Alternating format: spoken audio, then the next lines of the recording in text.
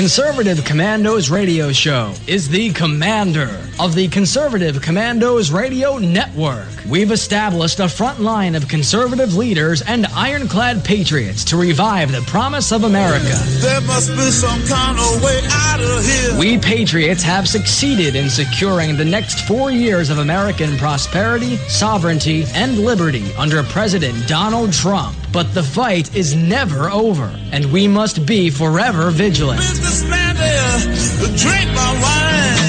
Do you have a passion for American values? Do you believe in preserving the American dream? If so, listen to the Conservative Commandos Radio Network, Monday through Saturday from 12 to 6 p.m. on WNJC Radio, 1360 AM, or around the world on the internet at ccrshow.com and ccrsnetwork.com. Check out our websites for rebroadcasts and network updates. We are the Conservative Commandos Radio Network, where even more newsmakers go to be heard.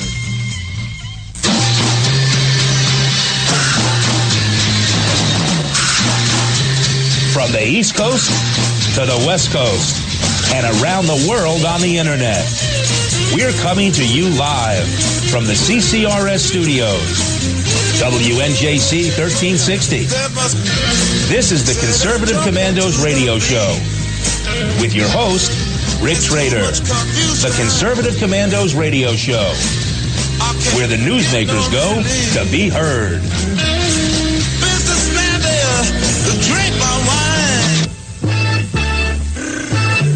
You can call the Conservative Commandos Radio Show at 856-227-1360. Your opinion counts at 856-227-1360. This is Congressman Alan West, and you're listening to the Conservative Commando Radio Show. And welcome once again to the Conservative Commandos Radio Show. I'm Rick Trader, coming to you live from the studios of the Conservative Commandos Radio Network at WNJC 1360, our flagship station in Philadelphia, and around the world on the internet with American Patriots Broadcasting, TalkStream Live, SHR Media, K98 Talk, iHeartRadio, AM, FM 24/7. Indeed, we are everywhere. We are everywhere. Joining me today as my co-host will be Kevin Wade, who's on his way in. Also, Matteo Adenisi will be joining us in just a few minutes. In fact, Matteo is rolling in right now. Matteo, I got myself in trouble on Facebook again.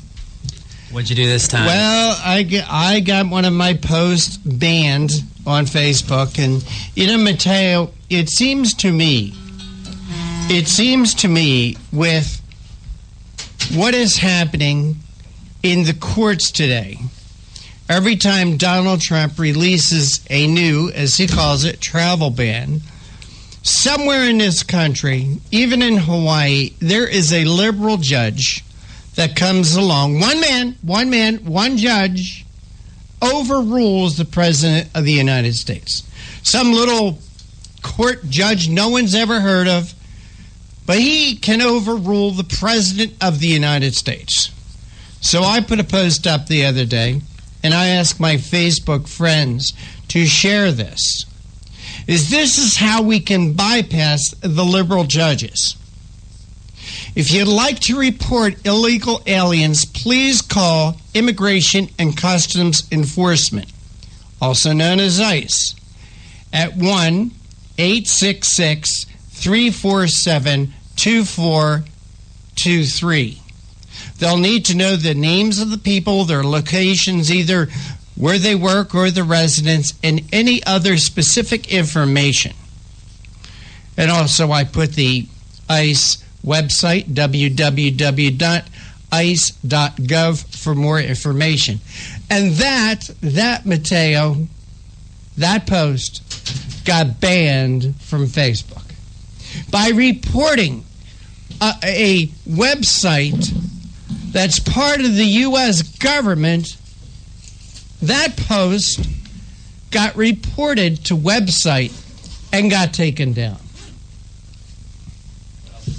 Unbelievable. Did you hear that, Kevin? Kevin Wade just rolled in.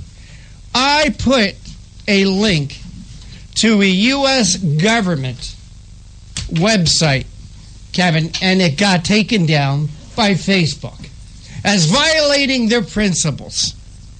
I mean, this is just unbelievable. What country are we in when Facebook can tell me I cannot post anything about a government website?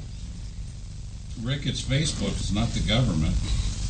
I tell you, you want to grab that microphone and you can talk to me while Kevin's on his way. Well, there's always a possibility that these things are an accident. I like to give the benefit of the doubt before I make any, assumptions about what Facebook is up to. But it's clearly not the first time something like this has happened. And, there's a point where the exception becomes a pattern. And I'll leave it up to your discretion. There is a pattern here, Mateo. Facebook does this all the time. It's happened to me a couple of times. For instance, I used the word Nazi on Facebook once, okay? And what I referred to it was Nazi means National Socialism, okay? That's what Nazi is, National Socialism. And I posted that on Facebook. And I got put in Facebook jail, I think, for 3 days because of that. What's it like in there? Do they treat you well as a prisoner? Probably better than in the county lockup, that's for sure. And Kevin. Yes, Rick. When you talk about the fake news or the phony news, you certainly wouldn't want to think of the Washington Post as reporting fake or phony news, would you? I don't have any problem understanding what kind of news the Washington Post publishes, but it's a strong. A lot of their content is what I would call fake news, but that's just me. Well, the Washington Post reported on that Donald Trump was cutting Meals on Wheels. Oh my God! And they reported on this. Senior citizens. Thank God, they were there to sound the alarm. Unbelievable. And because of this fake news, well, apparently Meals on Wheels got a lot of donations, and I think that's good. I think people should support the organizations and agencies that they hold near and dear to their heart. The same thing with PBS. If people want to support PBS or NPR, let them. What I don't like, Kevin, and what I think we should have a say in, we as taxpayers, we should have a say in where our tax money goes. And maybe there should be a checkoff box on your tax returns, a box that you can check off that you want to see your tax money going to a certain organization or whatever, but or better yet, let's just eliminate all these programs. Or let's eliminate giving tax money to programs like NPR or Meals on Wheels, and let's save the taxpayer some money. And by saving the taxpayer money, if the taxpayer, at their discretion, can send that money to the charity of their choice. Well, you presently get a tax deduction for any money you send to charity, so that's already out there. Right. I do disagree with the idea of imposed compassion. I think compassion has to come from the heart. That's one of the tenets. Kevin, I'm not sure your microphone is working. Well, that's not up to me. Mateo, could you check? Yeah, it's working. It's good. It's good. Listeners, you can tell whether or not my microphone is working. But I don't believe in imposed compassion. I don't think that compassion should be associated with penalties for not taking part. But I think that apart from those issues or appeals that have incredibly wide support, you shouldn't have. You shouldn't have the federal government making charitable decisions for us. Reduce our taxes, give us a few more dollars into our pocket, and we'll donate that money as we see fit. Exactly. And I think Meals on Wheels is great. But the Washington Post that alleged that Donald Trump was burning the trucks and arresting the drivers and ordering them to be deported, I think was an exaggeration. I think that was uncalled for. Well, you could understand fake news being seen on the web at certain websites. I won't mention any names because I don't want to give them publicity. But for the Washington Times to report something as fake as Donald Trump eliminating Meals on Wheels, that just shows how little credibility they have, Kevin. I don't think that's a surprise to anyone in the studio, at the station, or among our listeners across the fruited plains. That's why people are listening to shows like Conservative Commandos, because we give our own take, and that you can balance with a completely different take on the news that's being offered up by the New York Times, the LA Times, the rag down in St. Petersburg in Florida, the Atlanta Journal-Constitution, or the Washington Post.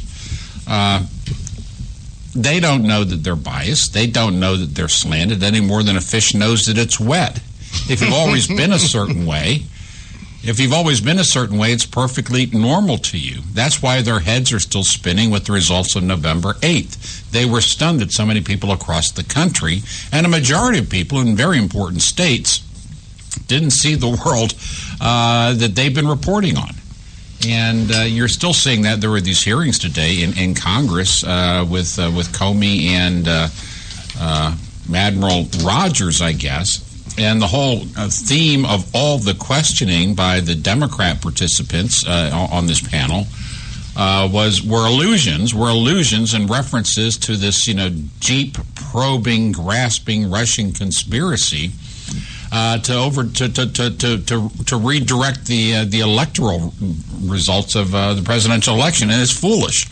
It is foolish. The information that came out as a result of hacking that did take place was all true. It was all true. I mean, if the Democrats were honest, they would have been up front with the people in this country by simply telling people what they thought about their fellow Americans, and the so-called sophisticated hacking tools involved to break the code was to ask John Podesta what his password was, and he says it's PASSWORD. And I don't think the KGB gave anyone a promotion if that's the clever method they used to break it. I think it could be from someone from a high school here in Washington Township. You are listening to WNJC 1360 AM. We're broadcasting from our flagship station in Philadelphia and around the world on the internet with American Patriots Broadcasting, TalkStream Live, SHR Media, K98 Talk, iHeartRadio, AM/FM 24/7, theallinin.com. I'm Kevin Wade. I'm in the studio with Rick Trader. It is the 20th of March. Thanks for being with us. We'll be right back.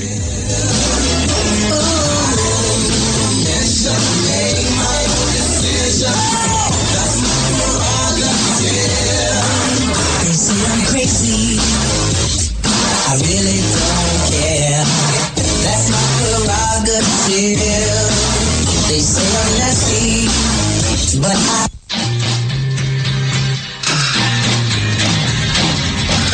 The Conservative Commandos radio show is the commander of the Conservative Commandos radio network. We've established a front line of conservative leaders and ironclad patriots to revive the promise of America. There must be some kind of way out of here. We patriots have succeeded in securing the next 4 years of American prosperity, sovereignty, and liberty under President Donald Trump. But the fight is never over, and we must be forever vigilant. Businessman there, drink my wine. Do you have a passion for American values? Do you believe in preserving the American dream? If so, listen to the Conservative Commandos Radio Network, Monday through Saturday from 12 to 6 p.m. on WNJC Radio, 1360 AM, or around the world on the internet at ccrshow.com and ccrsnetwork.com. Check out our websites for rebroadcasts and network updates. We are the Conservative Commandos Radio Network, where even more newsmakers go to be heard. Hi, I'm Kevin Wade. Conservative Commandos is happy to welcome Liberty HealthShare as a sponsor. Liberty HealthShare is a community of health-conscious Americans who practice long-standing Christian principles in sharing health care costs. Liberty HealthShare exists for everyone who purchases health care for themselves or their family, or who wants to control their own health care. I run a small business, and we were caught in the confusion of Washington's ever-changing health insurance requirements. We found a common-sense solution in Liberty HealthShare. Liberty HealthShare is not insurance. It simply unites like-minded Americans to share medical costs together. Join a community of health-conscious Americans who practice long-standing Christian principles in sharing health care costs. That's Liberty HealthShare. To find out how you can easily make the change, call Liberty HealthShare today at 855-585-4237. That's 855-585-4237, or visit their website at libertyhealthshare.org. This is Pastor Christina Lamb-Menier, chaplain for the Indiana Republican Assembly. And I'm her husband, J.D. Menier. We won the election, but we must now install President Trump's nominees. We urge you to call the Capitol Switchboard at 202-225-3121 and ask your senators to do their job. They need to confirm Judge Neil Gorsuch and remaining cabinet members. We, the people, never want to see another Berkeley. The First Amendment doesn't give you the right to commit acts of violence. It pains us to watch anarchy unfold on college campuses, bus stops, and coffee shops. Thomas Jefferson said, "All tyranny needs to gain a foothold is for people of good conscience to remain silent." Let us join in unity to pray for America. Once again, the number to call is 202-225-3121. You can call the Conservative Commandos radio show at 856-227-1360. Your opinion counts at 856-227-1360. This is Congressman Alan West, and you're listening to the Conservative Commando radio show. Welcome back. Welcome back to the Conservative Commandos radio show with Kevin Wade and yours truly, Rick Trader. And for rebroadcasts of our shows, number one, please check out our websites, ccrshow.com or CCRS Network, or at 11 a.m., log on to Red Nation Rising Radio, or at midnight, log on to redstatetalkradio.com, or you can hear our show any time of the day from your phone by calling 832-999-1199, 832-999-1199. You don't need an app. You don't need to download anything. You don't even need a radio or a computer. Just a telephone and this number, 832-999-1199. Kevin Wade, one of the things I always look forward to on Mondays is your commentary. Well, I'll get into my commentary in about 30 seconds. I heard you ranting about your disappointment in Facebook. Let me sum up Facebook. It's not your friend. It doesn't care how you feel. It's not impartial, and it's not a platform for free speech. It's a business model for Zuckerberg and a number of others to make incredible amounts of money. So welcome to reality, my friend. Indeed. Now let me get started. This does in fact connect to some of your opening comments. This is called Judges Against the Rule of Law. Our American society works because we and our fellow citizens accept and obey the laws of this country. This acceptance and obedience is essential to the peace of the Republic. That's a very important concept, the peace of the Republic. We do not take the law into our own hands, nor allow others to take the law into their own hands to make it one thing or another by their own personal prejudice. We, the people, understand the laws are derived by our consent, expressed by their representatives, our representatives, met in Congress. If a law proves burdensome or unpopular, that same Congress or a future one will remove that law, again on behalf and by the consent of the people. The other two branches of government do their parts to support the rule of law. The executive branch enforces the law. The judiciary branch applies the law. This performance of constitutional duties is essential to the trust and faith that people hold in the institutions of our self-governance. When any branch fails to keep faith, their performance of these duties, faith in the performance of these duties, the well-being of all of us is failed, and the rule of law is harmed. The president has unique responsibilities to defend the nation. These duties are both as chief executive and commander-in-chief. The Congress gave the president explicit authority to determine which non-citizens pose a risk to our nation. This authority applies to individuals, groups of individuals, and classes of people. This authority was granted by the people through their Congress in 1952 and is found in Title 8, Chapter 12, U.S. Code 1182, subsection F. And I'll quote directly, word for word. Whenever the president finds that the entry of any aliens or any class of aliens into the United States would be detrimental to the interests of the United States, he may, by proclamation, and for such period as he shall deem necessary, suspend the entry of all aliens or any class of aliens as immigrants or non-immigrants, or impose on the entry of aliens any restrictions he may deem to be appropriate. It is the law that the executive makes this determination and issues his declaration. Now, several judges in the Ninth Federal Circuit Court don't like this law. They probably don't like the sentiments that created it. They probably don't like this president who's applied the law. As a result, they have removed the law by suspending the law and the president's authority, at least temporarily by court injunction. In doing this, they invalidate the Congress as the representatives of the people. They invalidate the requirement that only Congress make or repeal laws. They nullify the president's duty to enforce the law. Finally, the court, which is only to apply the law, instead of invalidates the law and in fact refuses to obey that law itself. In doing so, those several judges in the Ninth Circuit took the law into their own hands to make it one thing or another by their own personal prejudice. When judges undermine the rule of law, they can no longer be considered fit to serve. Federal judges hold a lifetime appointment. Any can be removed from that position for misdemeanors in high office. Refusing to apply the laws of the United States, thwarting the will of the people expressed through their Congress, and usurping the authority of the chief executive not only qualifies as bad demeanor, or the legal term misdemeanor, it is the very definition.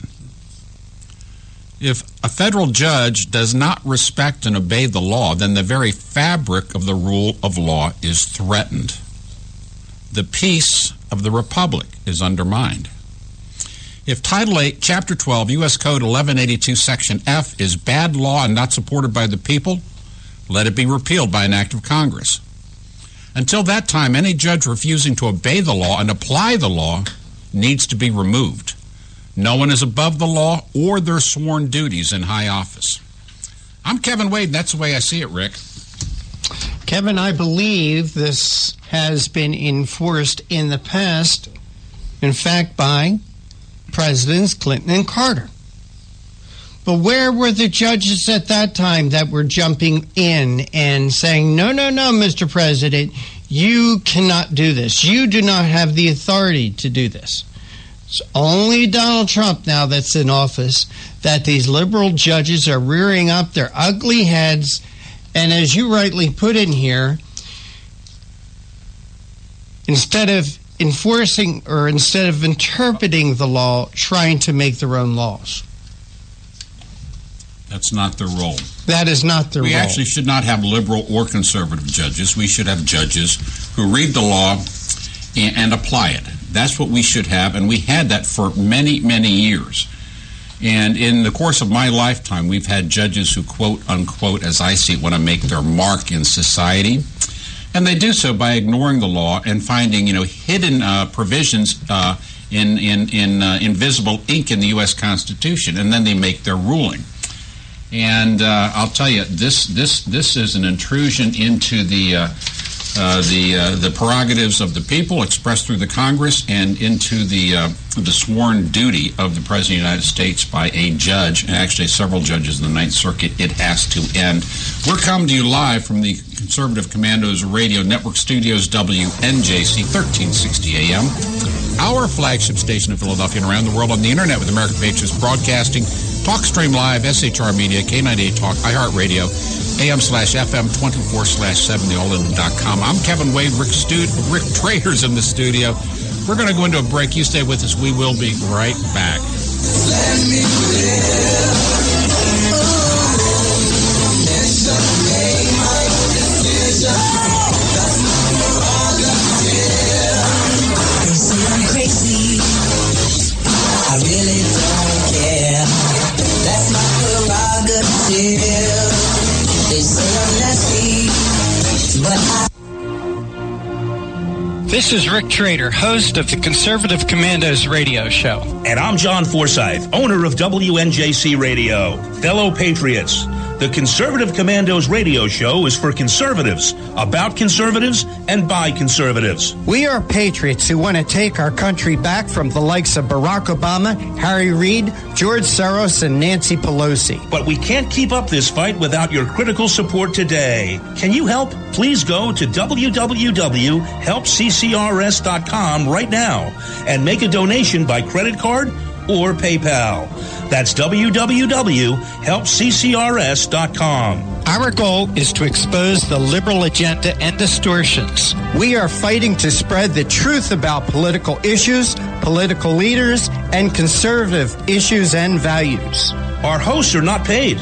In fact, we buy our own airtime, studio time, and pay our own expenses. We created the show because we are trying to make a difference. So can you help the CCRS expose the truth in 2014 and beyond? Go to www.helpccrs.com. Help keep the Conservative Commandos radio show on the air by going to www.helpccrs.com and make a donation today to return our country to the conservative roots created by our founding fathers. If your health care has become a burden and you're worried about being stuck for another year, you have options. Liberty Health Share could be the solution to your problem. Open enrollment is here and could be your chance to free yourself from insurance. Take this opportunity and join Liberty Health Share. You can finally be in control and have freedom when it comes to your health care. Liberty Health Share offers an entirely open network, which means you choose your doctors and you choose your hospitals. Liberty Health Share offers freedom from insurance, meaning no tax-related penalties. To find out how you can easily make the change, call Liberty Health Share today at 855-585-4237. That's 855-585-4237. Or visit their website at libertyhealthshare.org. That's libertyhealthshare.org. What does it take to be the leader in production systems technology? To be the one company that solves production problems at any plant, for any product, and with any technology? It takes a 30-year record of success. It takes total mastery of complex technologies with a history of delivering success every time, without fail. Only one company can claim that high ground in manufacturing line optimization, data automation, and systems integration, and that's Philadelphia Control Systems. In factories worldwide, Philadelphia Control Systems programs, software, and engineering solutions deliver optimal performance and output flow with a record that can't be matched. Any plant, any product, any technology. Philadelphia Control Systems, the leader in production automation since 1982. 800-335-9811. PCSforautomation.com. That's That's PCS, the number 4, automation.com.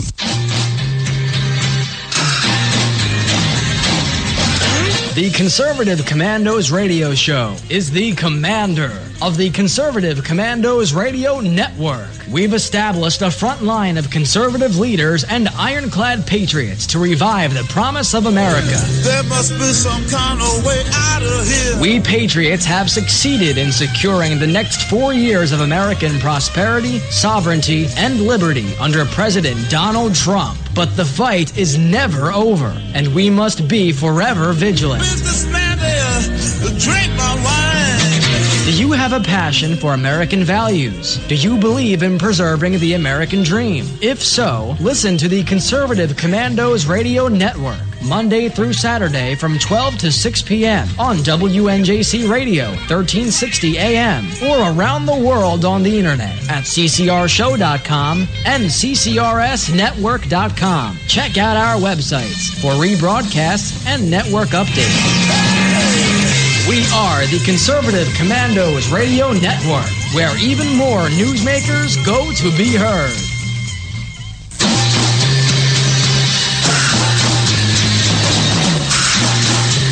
From the East Coast to the West Coast and around the world on the internet, we're coming to you live from the CCRS studios. WNJC 1360. This is the Conservative Commandos Radio Show with your host, Rick Trader. The Conservative Commandos Radio Show, where the newsmakers go to be heard. Businessman there, drink my wine.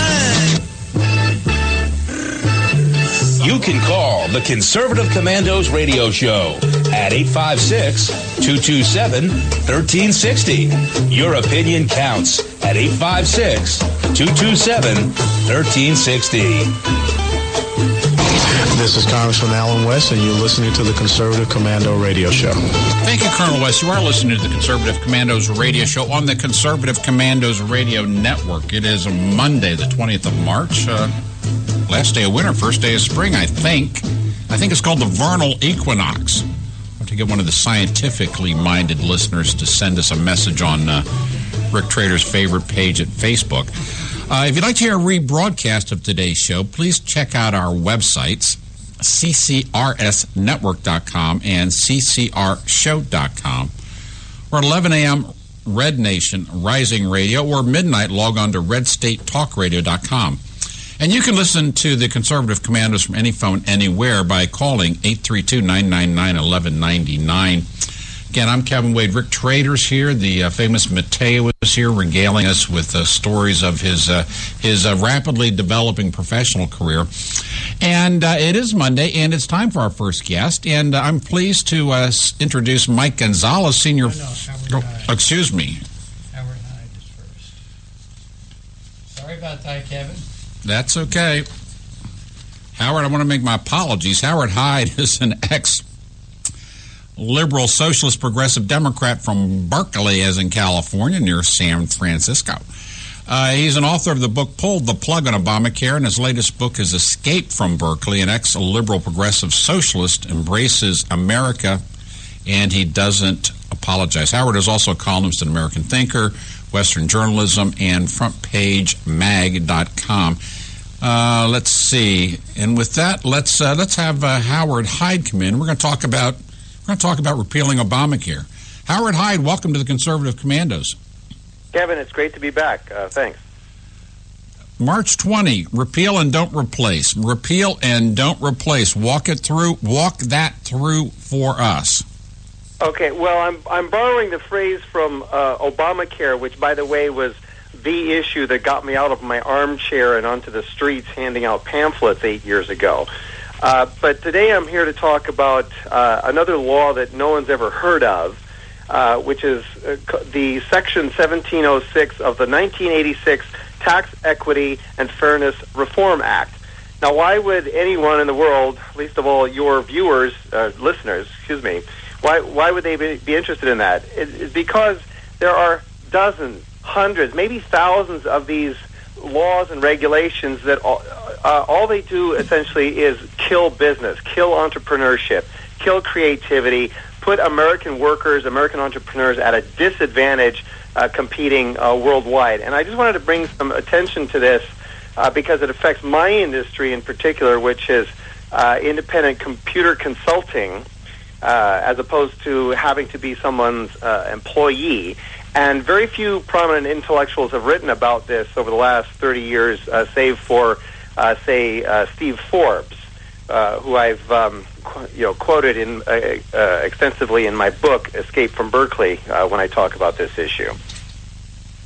What is TEFRA, T-E-F-R-A, and why does it matter to our listeners? Tax, equity, and fairness. Fairness, remember, the liberals love fairness, so they put that in the title of the act, and of course that should be a red flag right there. If they're talking about fairness, you know there's going to be something unfair about it. Tax Equity and Fairness Reform Act of 1986. I call it the Democrats' revenge for Reagan's Tax Cuts Act of 1986. And buried inside there is this little section that sets up about a dozen and a half tests which the IRS will apply to any company that's engaging independent computer consultants. And if they don't pass these tests of independence, they get reclassified as employees. And that's a big hit to the employer, the client company, because then they have to pay benefits, they have to pay back wages, they have to give paid time off and health insurance and all that. But it's also a disadvantage to the independent computer consultant who wanted not to be an employee but wanted to be an independent businessman, and in particular to develop his own intellectual property, his private property rights in the software and systems that he creates, and eventually hire other employees and be a business himself rather than having to be an employee of the corporation, in his place in a cubicle. So this is a job killing regulation. It's an enterprise killing regulation, and it makes Americans have to compete with Indians and Russians and Chinese on the basis of the lowest common denominator of the hourly wage, or your willingness to work long hours without complaining, or your willingness to simply obey orders and not actually take any initiative on your own. So it's a terribly unfair law. And I think it is, in my opinion, it is more fundamental even than the latest attention that we've been giving to, for example, the H-1B visa. Now, Howard, what's unfair about it? Does this apply to only computer consultants and not to truck drivers or nursing assistants? If I want to go into business for myself as an independent computer consultant, and I want to market my services in my particular way to my clients, and I want to retain some of the intellectual property in the software that I develop for my clients, I might be able to do that if there weren't this threat hanging over me that, or really threat hanging over my client, that the IRS is going to step in and say, oh no, Howard is not an independent consultant. He's not an independent business that you are contracting with. He's an employee. And so the corporations just basically treat people like me, the cowboy consultant, as radioactive, and they don't want to deal with me. They might deal with a third-party agency. I have to go put layers between me and the client, and of course that raises the cost to the client of my services, because now the agency's got to get their cut, which is 10% or 30% or more.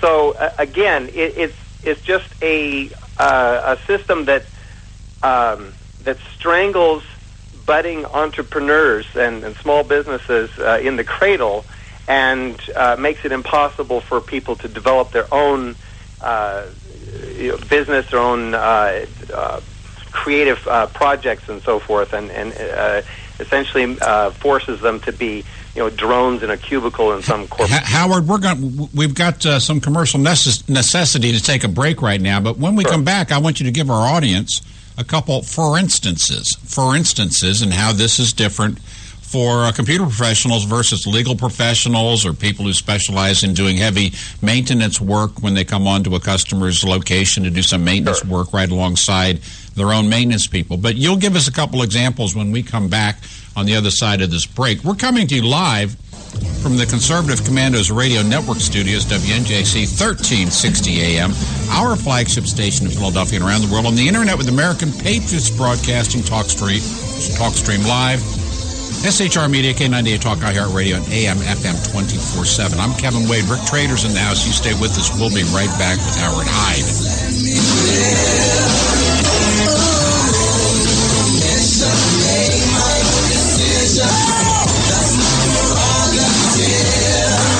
They say I'm crazy, I really don't care. That's my prerogative. They say I'm nasty, but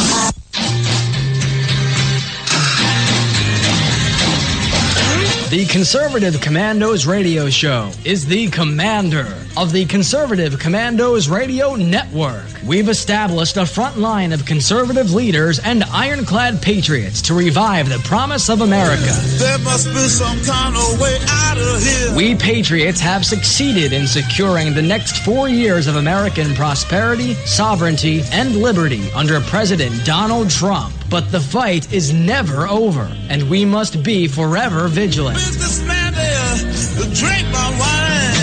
Do you have a passion for American values? Do you believe in preserving the American dream? If so, listen to the Conservative Commandos Radio Network, Monday through Saturday from 12 to 6 p.m. on WNJC Radio, 1360 AM, or around the world on the internet at ccrshow.com and ccrsnetwork.com. Check out our websites for rebroadcasts and network updates.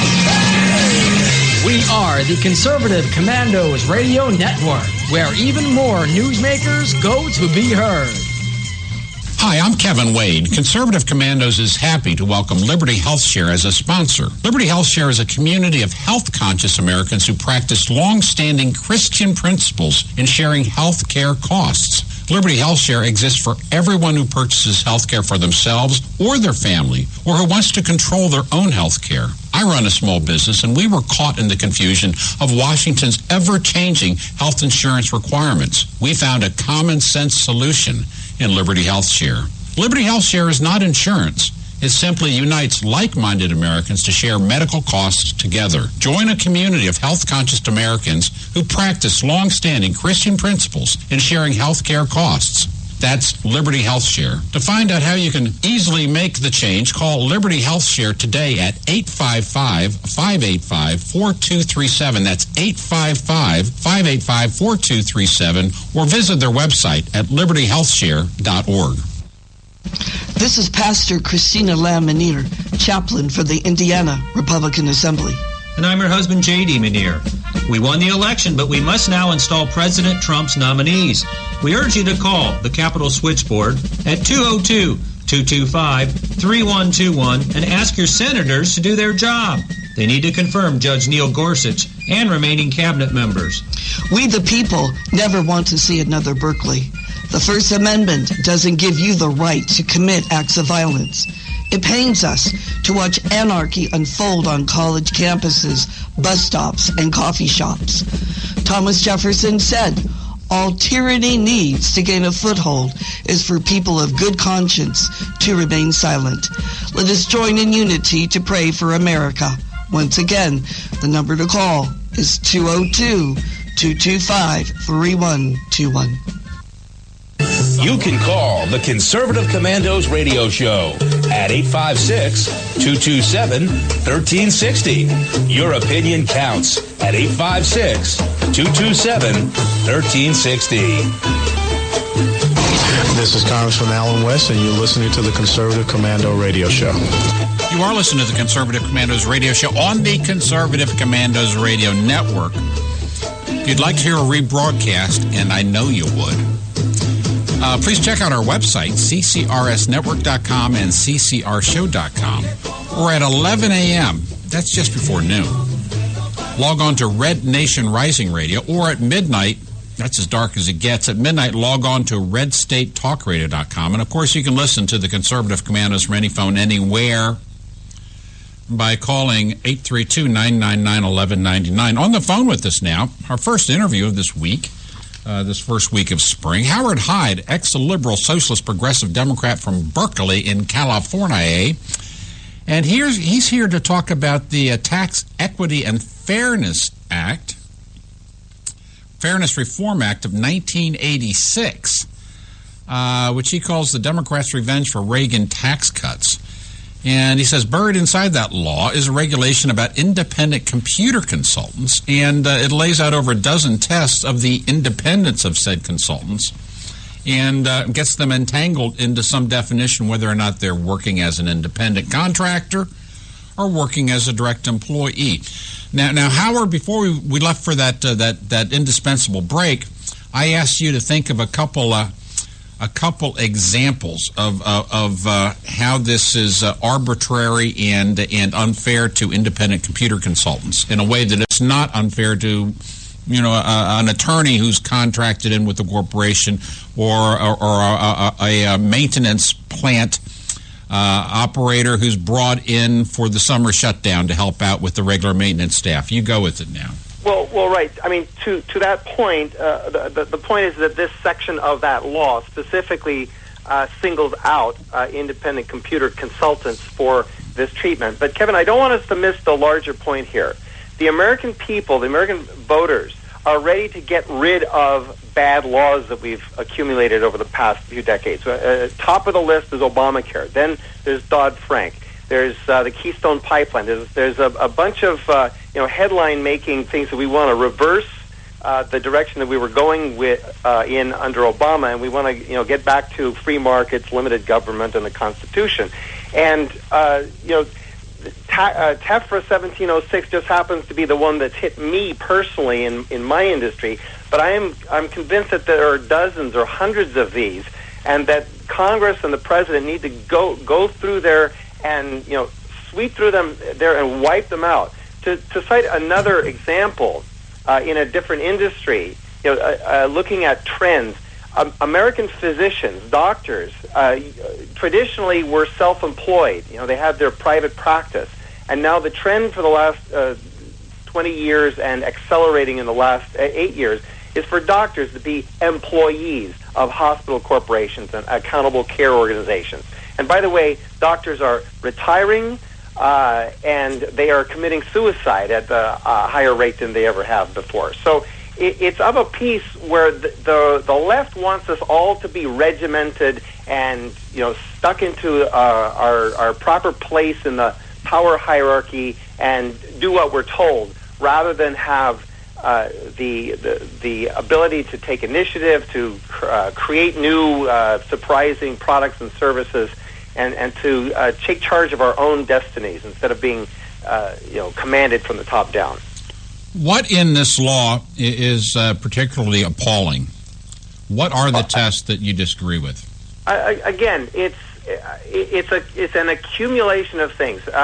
If the computer consultant uses the equipment of the client, that's one test. Okay, if the computer consultant doesn't maintain a separate office of his or her own, that's another test. It's just 12 or 18 tests, and it adds up to, well, this guy's not really all that independent, is he? We're going to reclassify him as an employee. And again, it's basically a threat that's pointed at the client, the potential client company, and so corporations, especially, the larger ones especially, just will not talk to an independent consultant in this field, even if he happens to be quite talented or have some unique value proposition to offer, because the IRS is going to crack down on presumed guilty in advance of tax fraud or something. Well, couldn't you? But again, this law was focused on independent computer consultants, not on plumbers and lawyers and others. Steve Forbes, in Forbes magazine back in 1988, he wrote, Congress should repeal a particularly pernicious tax law that was enacted in 1986. The statute makes it unnecessarily difficult for computer programmers to operate as independent contractors because Congress and the IRS felt these contractors have more opportunity to cheat than individuals who are employees of regular businesses. Again, presumed guilty in advance. Well, Steve Forbes is a welcome guest, and we always enjoy the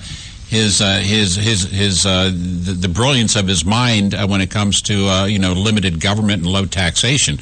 But if you were doing computer consulting, wouldn't you simply make a proposal where you define yourself as, I'm an independent contractor, I have an office located at XYZ Anywhere Street in any town, USA? And in your proposal, which becomes part of the binding contract to engage you, you would define yourself as an independent contractor, and that would clear up any confusion in the matter, wouldn't it? Well, yes, it would, except that, again, the law is tilted against that kind of contractual agreement. Corporations are afraid that no matter what contract we might prefer to draw up between us, there's this third party hanging over there with an axe ready to come down with penalties. Howard, my co-host Rick Trader has a question for you. Rick? Yeah, Rick. Howard, great to speak with you again. Yeah. Why do you think in this law going back to 1986 was program computer engineers targeted by this? I could see that. Well, if they're going to target computer programmers and engineers, that they might target other types of independent contractors too. When you mention some of the tests, like do you use the equipment in the facility? I could see where that maybe an accountant that comes into a business and uses their adding machine or their telephone or their bathroom.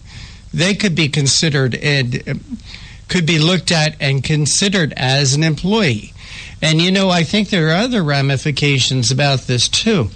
And that is, could the government say to the people hiring these private independent contractors, well, okay, they're employees, so now you have to pay their medical care? Well, exactly. That is the threat that's hanging over any potential client who might be interested in engaging an independent contractor in my industry, is that they're going to reclassify them as employees. Rick and Kevin, is it permissible to plug my blog? Absolutely. Please do. We're going to give you a little... www.citizenecon.com. That's citizen as in citizen economics. Citizenecon.com.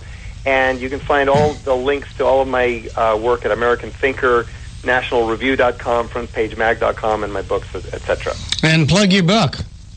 Escape from Berkeley, an ex-liberal progressive socialist embraces America and doesn't apologize, available on Amazon.com. Howard, there's a bunch of crazy laws out there. In fact, I've heard of some laws recently that if an intern comes into a business and does anything where the employer or the business derives any sort of a profit from that intern being there, that intern has to be paid. Right. It's the abrogation of the private right to contract. Two people cannot agree on a mutually beneficial thing to do together without the third party coming in and saying, no, it has to be our way. Howard, I have to ask you this question, and we only have about 30 seconds. Sorry about that. We'll have to ask for a quick answer. Why was computer engineers and computer program consultants targeted back in 1986? Well, I can only speculate, but my conspiracy theory is that the big boys, the big six, big five consulting firms did not want competition from uppity cowboys like me. IBM was a big sponsor. Senator Daniel Patrick Moynihan was doing a favor for IBM. IBM wanted a $60 million tax break on its overseas business. Blah blah blah. It's the people who have are already established, and they have the clout in Washington to rig the game in their favor. Howard Hyde, want to thank you for coming on to Conservative Commandos. And once again, where can people follow you? Where's your blog? Tell them about where to buy your book. www.citizenecon.com, and the book is Escape from Berkeley, an ex-liberal progressive socialist embraces America and doesn't apologize. Howard Hyde, great to speak with you again. You take care. God bless. Thanks, Rick. Thanks, Kevin. Thank you. And you are listening to the Conservative Commandos radio show with Kevin Waite and yours truly, Rick Trader, coming to you from the studios of the Conservative Commandos radio network at WNJC 1360 in Philadelphia and around the world on the internet with American Patriots Broadcasting, TalkStream Live, SHR Media, K98 Talk, iHeartRadio, AM, FM 24/7. On the other side, we're going to be speaking with Dr. Herbert London. You don't go away. We will be right back. I really don't care. That's my prerogative. They say I'm nasty, but This is Rick Trader, host of the Conservative Commandos radio show. And I'm John Forsyth, owner of WNJC Radio. Fellow patriots, the Conservative Commandos radio show is for conservatives, about conservatives, and by conservatives. We are patriots who want to take our country back from the likes of Barack Obama, Harry Reid, George Soros, and Nancy Pelosi. But we can't keep up this fight without your critical support today. Can you help? Please go to www.helpccrs.com right now and make a donation by credit card or PayPal. That's www.helpccrs.com. Our goal is to expose the liberal agenda and distortions. We are fighting to spread the truth about political issues, political leaders, and conservative issues and values. Our hosts are not paid. In fact, we buy our own airtime, studio time, and pay our own expenses. We created the show because we are trying to make a difference. So can you help the CCRS expose the truth in 2014 and beyond? Go to www.helpccrs.com. Help keep the Conservative Commandos radio show on the air by going to www.helpccrs.com and make a donation today to return our country to the conservative roots created by our founding fathers. If your health care has become a burden and you're worried about being stuck for another year, you have options. Liberty Health Share could be the solution to your problem. Open enrollment is here and could be your chance to free yourself from insurance. Take this opportunity and join Liberty Health Share. You can finally be in control and have freedom when it comes to your health care.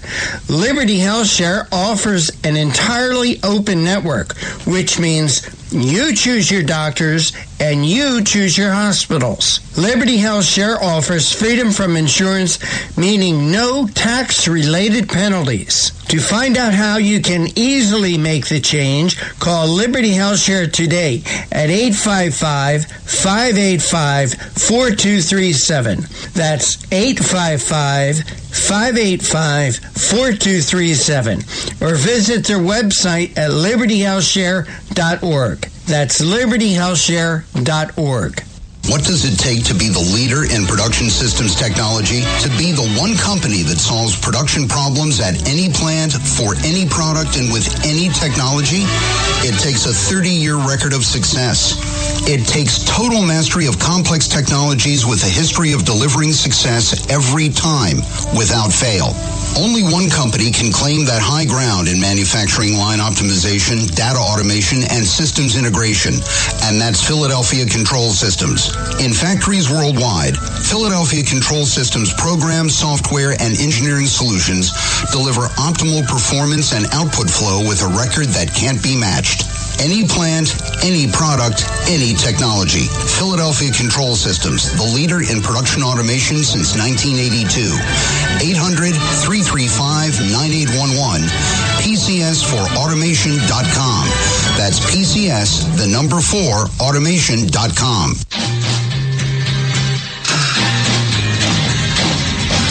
The Conservative Commandos radio show is the commander of the Conservative Commandos radio network. We've established a front line of conservative leaders and ironclad patriots to revive the promise of America. There must be some kind of way out of here. We patriots have succeeded in securing the next 4 years of American prosperity, sovereignty, and liberty under President Donald Trump. But the fight is never over, and we must be forever vigilant. Businessman there, drink my wine.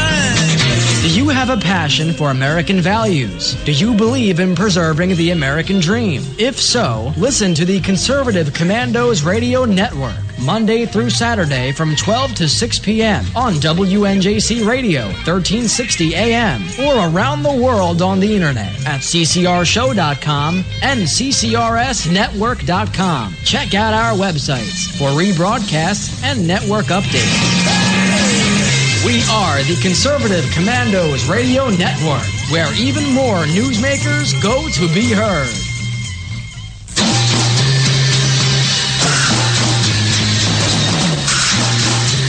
From the East Coast to the West Coast and around the world on the internet. We're coming to you live from the CCRS studios. WNJC 1360. This is the Conservative Commandos radio show with your host, Rick Trader. The Conservative Commandos radio show, where the newsmakers go to be heard. Businessman there, drink my wine.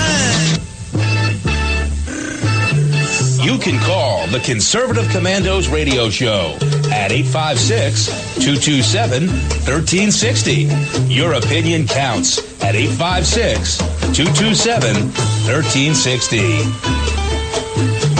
This is Congressman Alan West, and you're listening to the Conservative Commando Radio Show.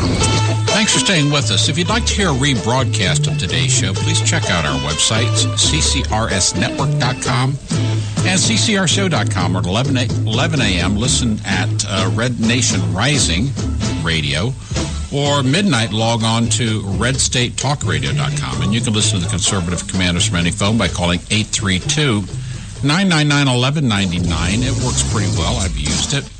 Our next guest is, I think you'll enjoy, Dr. Herb London is a noted social critic whose work has appeared in every major newspaper and journal in the country, including such diverse publications as the National Review, American Spectator, Wall Street Journal, Fortune, Washington Times, New York Magazine, New York Times, Christian Science Monitor, on and on and on.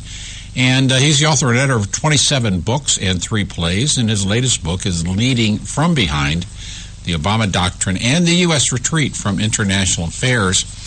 And he's here to talk to us today about, what's going on with the FBI in relation to our most recent presidential campaign. And with that, Dr. Herb London, welcome to the Conservative Commandos.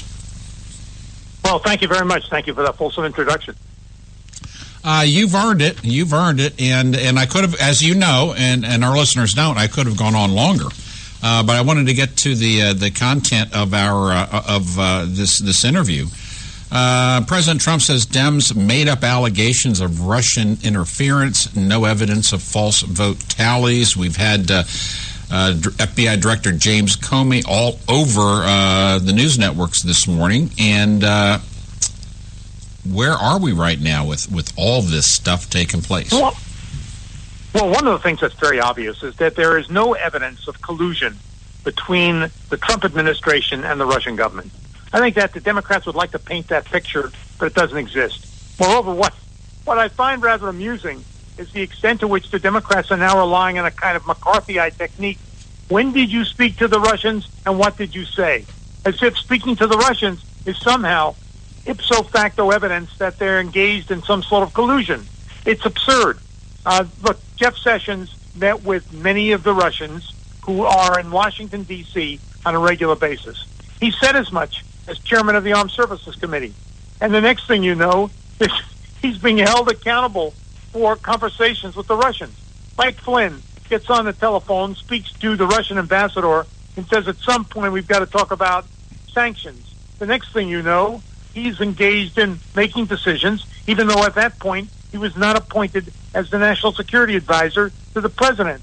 So this is all absurd, rather absurd. And what you have here is an attempt to delegitimize the Trump administration using these conditions as a way to engage in some effort to demonize this president.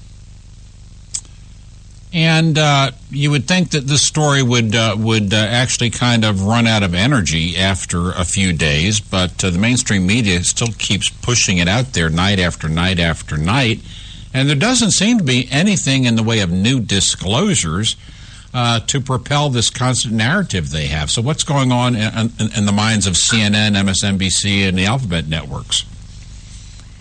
Well, again, as I've indicated to you before, there's this relentless drive to undermine this administration. The left will not accept the idea that Trump is president of the United States. As long as that is the case, you will have demonstrations and you will have efforts of precisely this variety. When Mr. Schiff today was engaged in the discussions with Comey, I kept thinking of myself, this reminds me very much of the McCarthy hearings, where in fact allegations were made, but there's no evidence or proof that something malevolent occurred. All you can say is, well, did the Russians meet with Jeff Sessions?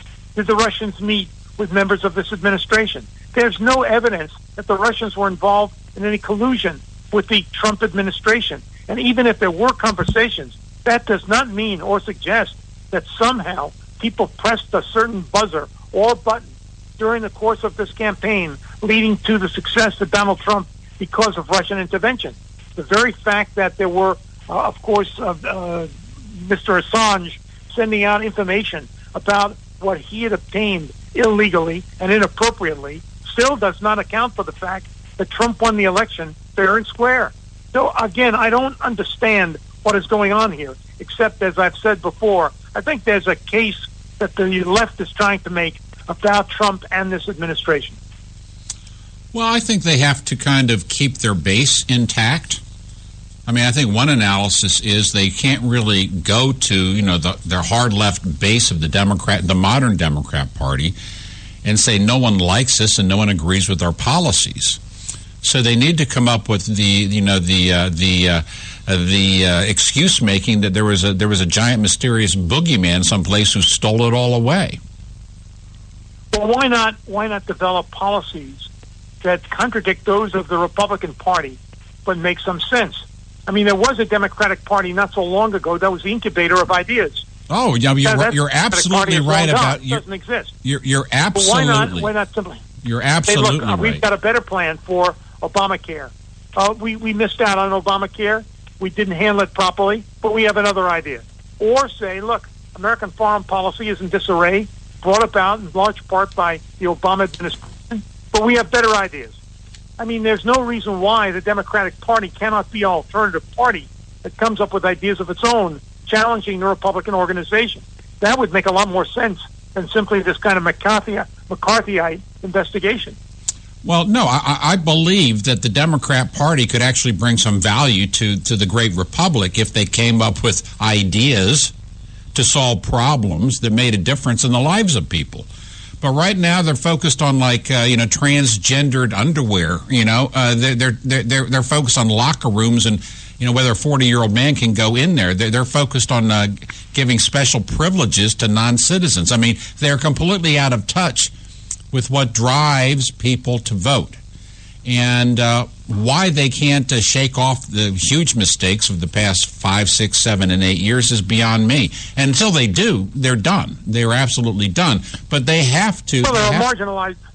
No, they've marginalized themselves. They've marginalized themselves. That's what I'm about to say. If you have someone like Perez and then Keith Ellison as the number 1 and 2 people running the Democratic National Committee, you made it clear that the radical side of the Democratic Party is pretty much in control. Even Schumer, who calls himself a moderate and a supporter of Israel, is now very much in the Keith Ellison camp. What does that suggest about the Democratic Party? He's read the handwriting on the wall. There is no question. This is now a radicalized party that has very little to do with FDR, with LBJ, with the people in the past who represented ideas in the Democratic organization. And that's why Donald Trump is president. I mean, that's why Donald Trump is president. Correct. Obamacare, the Affordable Care Act of 2010 prompted the emergence of the Tea Party. That re-energized the Republican Party. The Republican Party had to, in many ways, reinvent itself. It did so in large part. It was dominant in elections since 2010, with the exception of the presidency in 12. And now there's not much left for the Democrats as a national party. And those people who cling to the past, who have some position of power, comfort, influence, and prosperity because of their connections, don't want to give up control.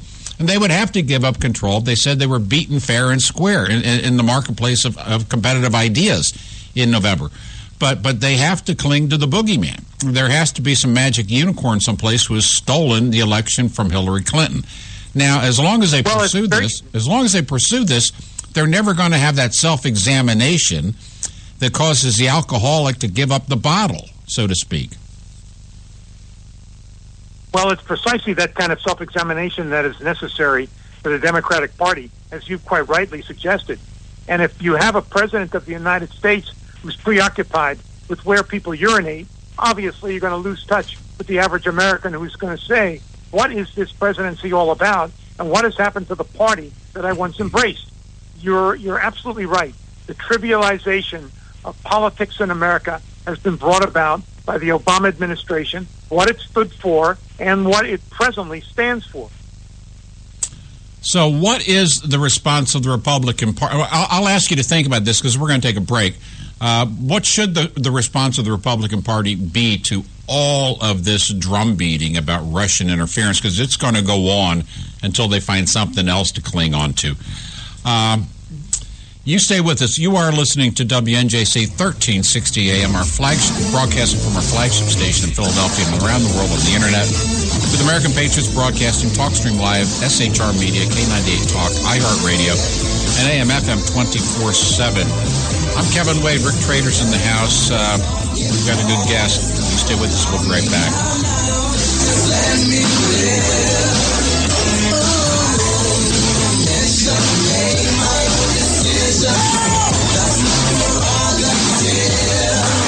They say I'm crazy. I really don't care. That's my prerogative. They say I'm nasty, but I...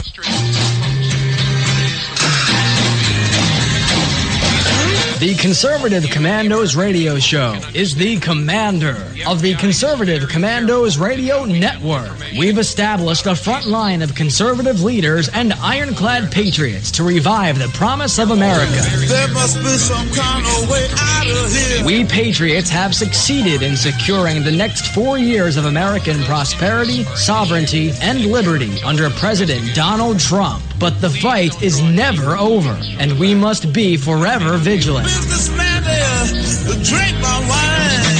Do you have a passion for American values? Do you believe in preserving the American dream? If so, listen to the Conservative Commandos Radio Network, Monday through Saturday from 12 to 6 p.m. on WNJC Radio, 1360 AM, or around the world on the internet at ccrshow.com and ccrsnetwork.com. Check out our websites for rebroadcasts and network updates. We are the Conservative Commandos Radio Network, where even more newsmakers go to be heard. Hi, I'm Kevin Wade. Conservative Commandos is happy to welcome Liberty HealthShare as a sponsor. Liberty HealthShare is a community of health-conscious Americans who practice long-standing Christian principles in sharing health care costs. Liberty HealthShare exists for everyone who purchases health care for themselves or their family, or who wants to control their own health care. I run a small business, and we were caught in the confusion of Washington's ever-changing health insurance requirements. We found a common-sense solution in Liberty HealthShare. Liberty HealthShare is not insurance. It simply unites like-minded Americans to share medical costs together. Join a community of health-conscious Americans who practice long-standing Christian principles in sharing health care costs. That's Liberty Health Share. To find out how you can easily make the change, call Liberty Health Share today at 855-585-4237. That's 855-585-4237, or visit their website at libertyhealthshare.org. This is Pastor Christina Lamb-Menier, chaplain for the Indiana Republican Assembly. And I'm her husband, J.D. Menier. We won the election, but we must now install President Trump's nominees. We urge you to call the Capitol Switchboard at 202-225-3121 and ask your senators to do their job. They need to confirm Judge Neil Gorsuch and remaining cabinet members. We, the people, never want to see another Berkeley. The First Amendment doesn't give you the right to commit acts of violence. It pains us to watch anarchy unfold on college campuses, bus stops, and coffee shops. Thomas Jefferson said, "All tyranny needs to gain a foothold is for people of good conscience to remain silent." Let us join in unity to pray for America. Once again, the number to call is 202-225-3121. You can call the Conservative Commandos radio show at 856-227-1360. Your opinion counts at 856-227-1360. This is Congressman Alan West, and you're listening to the Conservative Commando radio show. Commandos radio show broadcast on the Conservative Commandos radio network. I'm Kevin Wade. I'm in the studio with Rick Trader. On the phone with us now is Dr. Herb London, and we're talking about the inability of the modern Democrat Party, today's Democrat Party, to take a look at itself fairly and squarely and understand how it's disappointed the American people. And Dr. London, thank you for staying with us. Pleasure to be with you. Look, you asked the question, what should the Republicans do just before the break? Exactly. And my answer to that is the Republicans should ignore. They should ignore all of the dissonance. They should ignore all of the background noise. They should ignore the drumbeat of criticism, because there's nothing to be gained from it. Frankly, I think that President Trump makes a mistake in rising to the bait by sending out tweets challenging the Democratic Party. There is nothing that the Democratic Party offers today in the way of sensible criticism. As a consequence, you do not pay attention to them, in my judgment. It's kill through silence, exactly the treatment that the New York Times engaged in with the Republican Party for years. You just ignore them. And if you ignore them, they're not going to go away, but at the same time, they will be less and less relevant to the discussions that are going on the world stage. So the Republican Party, through its various spokesmen, its various voices, should come out and talk about what problem in America they're working on now, what they fixed last week, what they're going to fix next week, and just dismiss this constant babble as background noise from the New York Times, Washington Post, Democrat Party triumvirate. Well, that's the way I see it. I mean, my own feeling is if you had 4% economic growth in the United States, GDP growth in the United States, a lot of problems go away. If you had a foreign policy that could deal with the restoration of confidence among allies around the world that once counted on the United States, that would eliminate so many of the problems we are now confronting. It seems to me there are issues that the Trump administration can address without having to worry about the Democratic Party in the slightest. And in fact, if he were to do that and concentrate on the issues that make a difference, it would mean an awful lot for the future success of the Republicans in whatever elections come up in the next few years. Because in the end, the American people, the vast swath of the American people, are practical. They judge results. And if the Republican Party and its policies, as led by President Trump, can bring about some improvement, any surprising improvement especially, none of this babble about, none of this clanging and babble about the Russians are coming, is going to make any difference in the elections in 2 years. Well, I think that's exactly right. In fact, if anything, I think that the way in which this administration responds to the current issues that we are now facing, like Obamacare and the repeal of Obamacare, will have an awful lot to do with what happens in elections in the next 2 years and the next 4 years.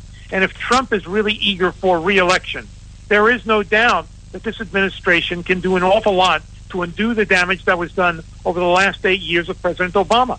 So that should be the goal. Undo the damage that was done.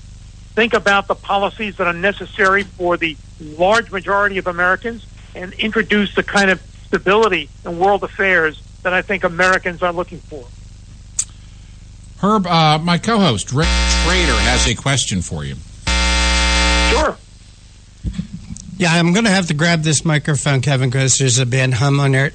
Dr. London, great to have you with us again. You know, this idea... Oh, Rick, always a great pleasure to be with you. Thank you. Well, we appreciate your time. This idea that it's taboo to be meeting with the Russians. I'm looking at an article right now that Joe Manchin says that he's met with the Russian ambassador, and it's not unusual. We have seen pictures of Nancy Pelosi meeting with the Russians. We know that Hillary Clinton has had dealings with the Russians. I hear you when you say that the Republicans shouldn't be doing anything, but maybe they should have hearings and ask the Democrats, hey, what were you doing meeting with the Russians? Well, Rick, you're raising a very interesting point. In 1980, you may remember that President Carter said, we've got to do anything that is possible to defeat Ronald Reagan, including bringing the Russians into the American election. In 1983, you may recall Ted Kennedy reached out to the Russians and said, I need your help in getting the nomination. In 2008, Hillary Clinton said, I want the Chinese to help me get the nomination. So it's not as if the United States has not reached out to the Russians and the Chinese in the past. It is absurd to argue that there has not or should not be any contact. 20% of the uranium that is now produced in the United States is owned by the Russians as a result of Hillary Clinton's actions as Secretary of State. So, I mean, it is absurd. You're absolutely right. There's a fair degree of hypocrisy. But again, what is good for the Democrats is not necessarily good for Republicans. No, what's good for the Democrats, this is Kevin Wade again, is not necessarily good for the great republic. And I'll also point our listeners to the fact that about a year and a half ago, the parliament, as I would call it, in Israel had their by-elections, and there was some active participation by the Obama administration in, well, tilting those elections. I mean, there's a fair amount of money that was sent over there under the facade of, I think, voter education or something. But in fact, it was to develop and concert support against Bibi Netanyahu. I will also point out that... Go ahead. It was $25 million. It came through State Department auspices, and you're quite right. It was designed to provide voter education in Israel, as if Israel had not engaged in any kind of voter experience in the past. I mean, if you were to provide voter education in Somalia, I'd understand it. But voter education in Israel, it's absurd. And there is no doubt the United States has insinuated itself into foreign elections. And $25 million into a population the size of Israel would be like several hundreds of millions of dollars injected from a foreign power into our own electoral process. And I'll take it back another step. I'm no friend of Vladimir Putin. I think he's a cold-blooded killer. But sometimes you sit down and break bread with a cold-blooded killer because there's an even worse cold-blooded killer in the neighborhood, okay? This is the Roosevelt-Stalin mode of 1943. Now, Putin was quick to say that the Obama administration had interfered in elections in the Ukraine. And that was one of his chief complaints for the outcome of what they called, I believe, was the Orange Revolution there. Let me go back to President Obama's visit to the United Kingdom a year ago in May or June of 2016 when he passionately and actively spoke in favor of rejecting Brexit. So to say that our country hasn't been engaged in at one level or another in influencing opinion in other places is ridiculous. I don't think it should happen here. I don't agree with it happening here, but we played that game ourselves. We've got a minute to go, Dr. London. I'll let you wrap it up. Well, let me just say the following. That I mean, you made the point, and very effective point, that the United States has interfered in other elections. But most significantly, throughout our history, we've had foreigners attempt to interfere in elections in the United States. The question here is, did it have some demonstrable effect on the outcome? There is no evidence at all to suggest that that was the case. Therefore, the argument of collusion between the Trump administration and the Russian government is absurd on its face. Dr. London, how can our listeners keep current with your writings and your good work? Look, I would love to hear from your listeners, and I very often do. LondonCenter.org is the one way to reach me. My new book, Leading from Behind, is available on Amazon. If there are people who want to write to me, the London Center is the easiest way to reach me. Dr. Herb London, thank you for being with us today on the Conservative Commandos radio show. Always a pleasure. Always a pleasure. Take care, guys. Bye-bye. We're coming to you live from the Conservative Commandos Radio Network studios, WNJC 1360 AM, our flagship station in Philadelphia and around the world on the internet with American Patriots Broadcasting, TalkStream Live, SHR Media, K98 Talk, iHeartRadio, and AM/FM 24/7, thealllondon.com. I'm Kevin Wade. Rick Trader's in the house, and we're going to be right back on the other side of this break.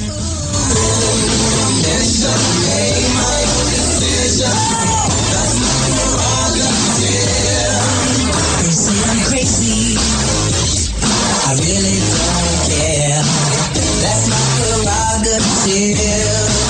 They say I'm nasty, but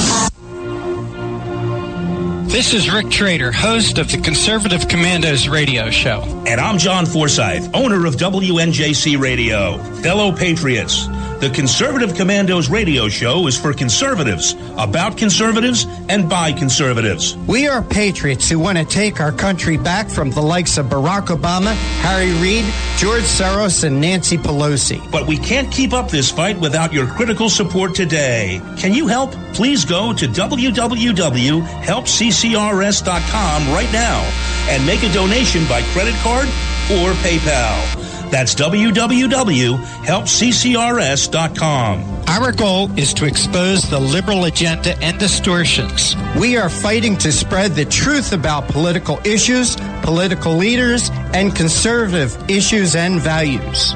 Our hosts are not paid. In fact, we buy our own airtime, studio time, and pay our own expenses. We created the show because we're trying to make a difference. So can you help the CCRS expose the truth in 2014 and beyond? Go to www.helpccrs.com. Help keep the Conservative Commandos radio show on the air by going to www.helpccrs.com and make a donation today to return our country to the conservative roots created by our founding fathers. If your health care has become a burden and you're worried about being stuck for another year, you have options. Liberty Health Share could be the solution to your problem. Open enrollment is here and could be your chance to free your insurance. Take this opportunity and join Liberty Health Share. You can finally be in control and have freedom when it comes to your health care. Liberty Health Share offers an entirely open network, which means you choose your doctors and you choose your hospitals. Liberty Health Share offers freedom from insurance, meaning no tax-related penalties. To find out how you can easily make the change, call Liberty Health Share today at 855-585-4237. That's 855-585-4237. Or visit their website at libertyhealthshare.org. That's libertyhealthshare.org. What does it take to be the leader in production systems technology? To be the one company that solves production problems at any plant, for any product, and with any technology? It takes a 30-year record of success. It takes total mastery of complex technologies with a history of delivering success every time, without fail. Only one company can claim that high ground in manufacturing line optimization, data automation, and systems integration, and that's Philadelphia Control Systems.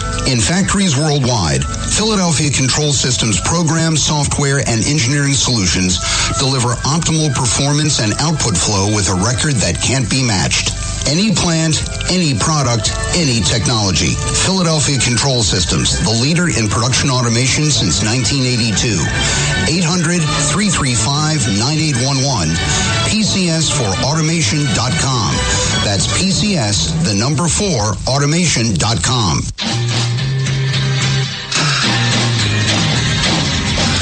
The Conservative Commandos radio show is the commander of the Conservative Commandos radio network. We've established a front line of conservative leaders and ironclad patriots to revive the promise of America. There must be some kind of way out of here. We patriots have succeeded in securing the next 4 years of American prosperity, sovereignty, and liberty under President Donald Trump. But the fight is never over, and we must be forever vigilant. Businessman there, drink my wine.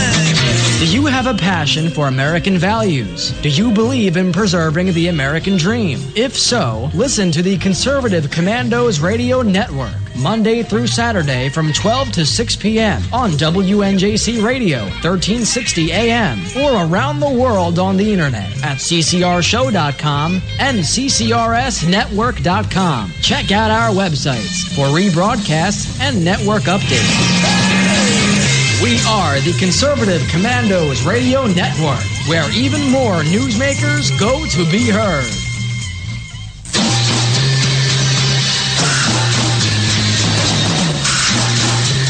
From the East Coast to the West Coast and around the world on the internet. We're coming to you live from the CCRS studios. WNJC 1360. This is the Conservative Commandos radio show with your host, Rick Trader.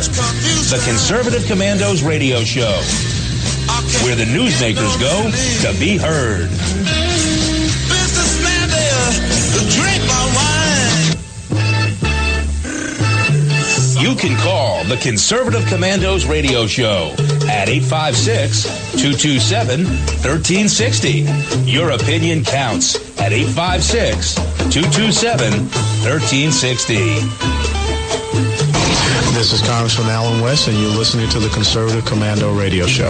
Hey, thank you for staying with us. Thank you, Colonel West, as always. I'm Kevin Wade. You are listening to the Conservative Commandos Radio Network from our studios at WNJC 1360 AM. Rick Trader's in the studio with me. If you'd like to hear a rebroadcast of today's show, please check out our websites, ccrsnetwork.com and ccrshow.com.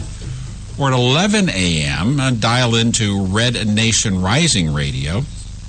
Or at midnight, log on to redstatetalkradio.com. And you can listen to the Conservative Commandos from any phone anywhere by calling 832-999-1199. That's 832-999-1199. It might be toll-free. It might have a charge. You don't know, but check into it. It works. First day of the week, first day of spring. Glad to be with you. It is bright and sunny, low 50s in the mid-Atlantic. It's a little bit after halfway through the 4 o'clock hour in the live broadcast. If it's dark when you're hearing this, it means you're on a delayed broadcast, but we're glad to have you listen. Our closing guest today is Mike Gonzalez. Mike Gonzalez is a senior fellow at the Catherine and Shelby Cullum Davis Institute for International Studies at the Heritage Foundation. See, again, we get back to our good friends at Heritage. Having spent close to 20 years as a journalist, 15 of them reporting from Europe, Asia, and Latin America, he left journalism to join the administration of President George W. Bush, where he was a speechwriter for the Securities and Exchange Commission Chairman Christopher Cox before moving on to the State Department's European Bureau, where he wrote speeches and op-eds. And his book, A Race for the Future, How Conservatives Can Break the Liberal Monopoly on Hispanic Americans, is available now. And with that, Mike Gonzalez, welcome back to the Conservative Commandos radio show. Kevin, it's great to be back. You forgot to say in your intro, I think you did, that today is the first day of spring. That's at 6:20 this morning. Well, I'll tell you what. As a conservative, I'll call it the first day of spring. If I were a raging liberal, I'd call it the last day of winter. That's half full, half empty right there. But thanks for pointing that out. This is also known This is going to puzzle everyone in the studio as the vernal equinox. Vernal equinox. And everyone can go home and look that up in their Latin references. Hey, Mike, what's your take? What's your take about the president's efforts to eliminate funding for NPR? Well, I have called for it in the past. I called for it most recently about 3 months ago. I've written about them for a very long time.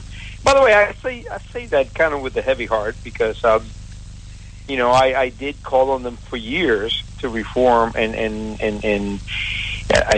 what I said again and again and again was that it was unfair and unwise for a public broadcaster to reflect the views of only half of the country, which is what I think they do.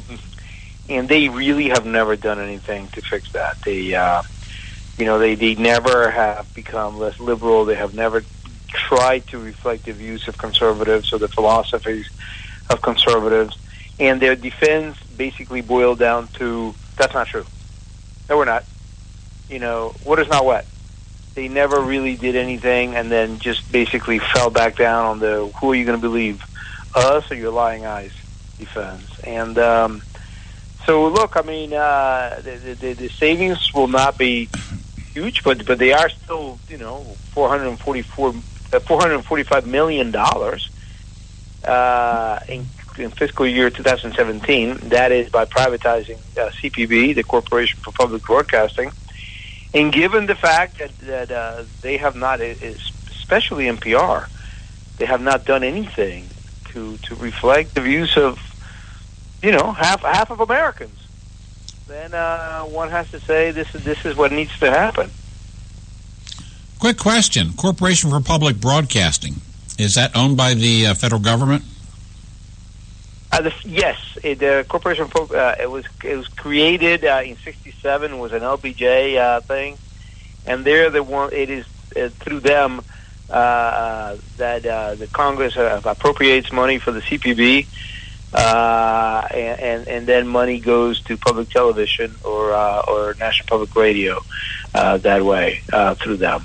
So how about we privatize it and sell the corporation? Whatever proceeds we get for that high-value property can go to reduce the federal debt, and then the Corporation for Public Broadcasting can compete in a marketplace of ideas and products and services and really improve itself. Yeah, no, I think it would be a good thing for them. By the way, I think they put out a very good product. There's a market for that product. They also have a very good membership model that they can go back on and thrive. When I say that Congress should just stop appropriating money and giving money to the CPB, that doesn't mean that they will cease to exist by any means. They will actually become better, as you say. They will have to compete. They will have to come up with new programming. They will have to find ways to grow their audience in new ways, find new donors, find new ways of raising revenue to make up for the small shortfall that cutting taxpayer money would represent. But it's a question of fairness to conservative taxpayers, in which I include myself. And in fairness to people like you. You have to compete with them, and you have to go to commercial. And you know what happens when people are driving on their way home or people are driving on their way to the office in the morning. They listen to you, or they listen to Hugh Hewitt, or they listen to Sean Hannity, and when a commercial comes on, they're very likely to change to another station. And they may forget to come back to you afterward. So this is you are faced with unfair competition. No, you're absolutely right. In fact, it's a cardinal sin in broadcasting to say we have a commercial message coming up, because that's exactly when people change stations. You should simply stop talking and let the commercial explain itself. But not just, Mike, just removing the funding means that there's an avenue there to restore the funding. Because everything, bureaucracies don't go away, neither do constituent bases for certain federal programs. But if you were to take the Corporation for Public Broadcasting and truly sell it, I mean, simply sell it, just like the government sold its General Motors stock. Sell it. Now it's completely out of the hands of the bureaucrats and their patrons, and in the hands of the American public. And Corporation for Public Broadcasting could well dominate after a few years. Fox News came out of nowhere and dominated. I'm sure the Corporation for Public Broadcasting would in fact thrive unshackled by the requirements of Congress. And in that way, it never comes back to life as a recipient of tax dollars in the future. And I don't think that's not a bad point. It's not a bad point at all. You're removing future temptation. Let thy eye not offend thee. But you know what I'm saying? Because one more thing too. Go ahead. So we know we don't base. I have never made this argument in print. I make it with friends, but and Heritage has not made it, and all the other things that Heritage has written has not made this argument. But let's not forget that socioeconomic factor involved here. This is basically a subsidy that all taxpayers of all socioeconomic status give to the 1 or 2% of society, at least the educated 1 or 2%, because the market for this are people who are fairly wealthy, and everybody gets taxed for it. So this is a regressive tax. No, of course it's a regressive tax, and it's an enforced, imposed compassion. It's charity that's demanded at the end of the whip, so to speak, and whether or not I want to donate to this or not, it's taken out of my tax money and it's added to the national debt. And I think the NPR does a good job, okay, in their way, but Corporation for Public Broadcasting, correct me, Mike, it was created at a time when there were 3 major media outlets. Right. And it was good to have an alternative. We thought, or they thought at the time, that the quality, the content of the media from the 3 alphabet networks back in the 1960s was junk. They had no idea what junk was until they got to 2017. But if there was an argument to have competition in the form of public broadcasting, it doesn't exist today, because I get hundreds of unwatchable channels on my satellite. People get hundreds of unwatchable channels on their cable. And if you want to watch online, you have tens of thousands of choices for your information and for your entertainment. There's no reason whatsoever to have NPR, the Corporation for Public Broadcasting, at the taxpayer trough. Especially with the debt being what it is. People say, well, it's really a rounding error. No. We're talking about $445 million, okay? $445 million a year. But you're right. This is part of LBJ's Great Society. These are products of LBJ's Great Society that come at a time. My children do not believe it when I tell them that we had, 3 men, Cronkite, Harry Reasoner, and Chancellor, telling us the news. Everybody at school or at the office gathered at the water fountain, and we had all seen the same thing the night before. We had a national conversation going. This is before media was democratized and liberated, and so this thing is introduced. There were parts of the country that were not reached by radio shortwave, by radio waves. There was no Wi-Fi then. There was nothing. It was a completely different landscape, communications-wise and technology-wise. Plus, it was part of LBJ's Great Society. We're going to have this, and we're going to have that, and then we're also going to have public broadcasting and public radio and public TV. Well, this time we have moved on, as you put it. In ways unimaginable, then. So why continue to spend this money? And again, as you mentioned, we've got $20 trillion in debt. Yeah. We have $20 trillion in debt, and in the scheme of things, in terms of what is important to the sustenance of the American people going forward, one more channel out of 300 on the cable system probably doesn't much make a difference. And that content that they presently have it'll pop up someplace else because there's a market for it. But frankly, the entire Corporation for Public Broadcasting should be privatized, sold off, okay? And it can continue to run as it does now with that mix of content or do other things, but they would then compete. And whatever proceeds we get could, and I don't think they would be much, but whatever proceeds we get could go to pay down the national debt. And you're actually doing something positive and proactive for the taxpayers, and as well as you put the beast down forever. It's not going to go away. They have good products, and they're going to thrive. This is, believe me, the NPR and PBS are there, and they're not going away. And look, this budget now goes to Congress, and you know what Congress is like. So who knows if funding will be eliminated in the first place? But let's say that funding were eliminated. I am assuring you that they not only will NPR and PBS continue to be there, but that they will thrive. As long as they have good content that appeals to an audience, and it doesn't even have to be a large audience, just an audience that has commercial prospects, or in their case, adequate donors and patrons to keep the product coming. And that's how it's going to survive. That's exactly what it's going to be. It's going to be a membership model.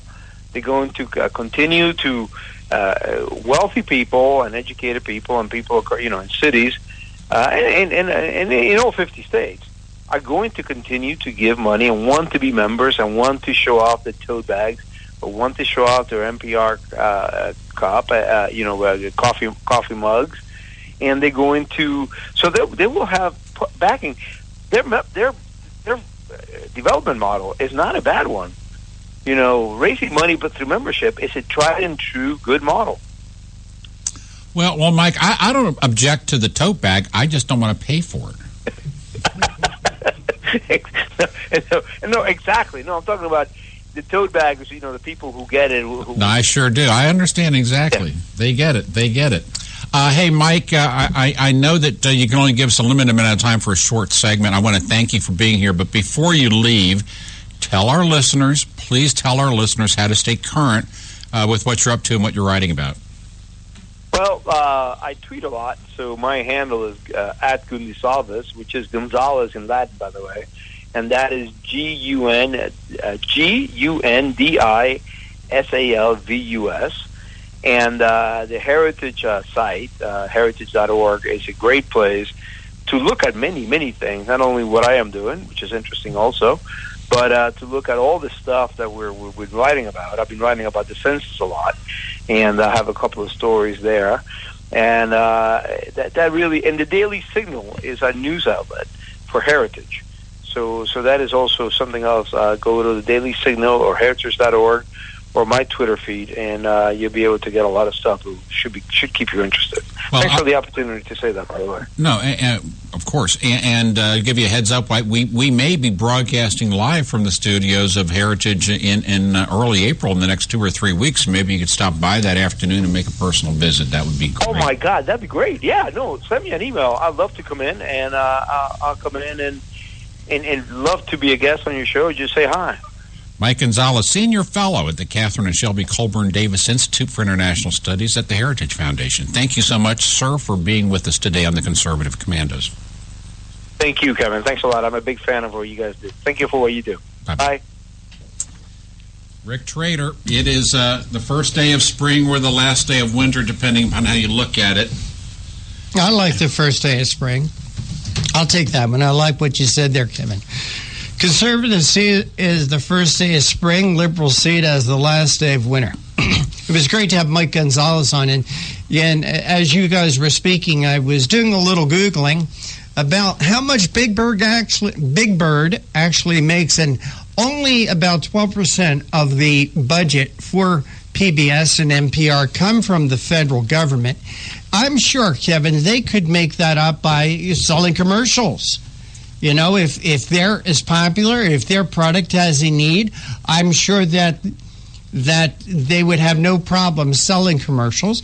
Also, Big Bird from 2003 to 2006, and this information is a little dated, so you can multiply that, but during that 3-year time span, Toys from Sesame Street made $211 million. $211 million.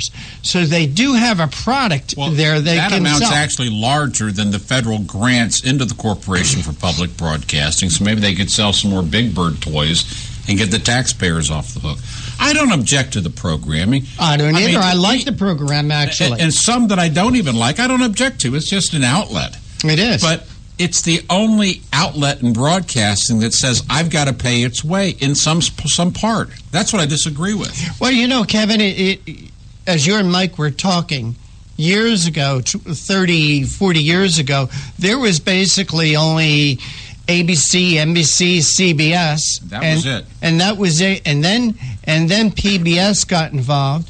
But now you have this myriad of channels, and I agree with you, a lot of them are nothing but garbage. But a lot of them are good. Like the National Geographic Channel. I love the National Geographic Channel. And the Smithsonian Channel, the History Channel. And all these channels are also showing the same type of programming that PBS and NPR does. So it isn't like they're the only place that you can get educational television. No, I turn on Sean Hannity at night for educational television, but they do have better photography on National Geographic. I mean, some of the photography they do, some of their nature shots, it's just unbelievable. But that now was my reason for getting high-definition television in the beginning. But again, now National Geographic has their own channel. They have their own channel. Yeah, they have their own channel. Corporation for Public Broadcasting should, in fact, be privatized and sold. Yep.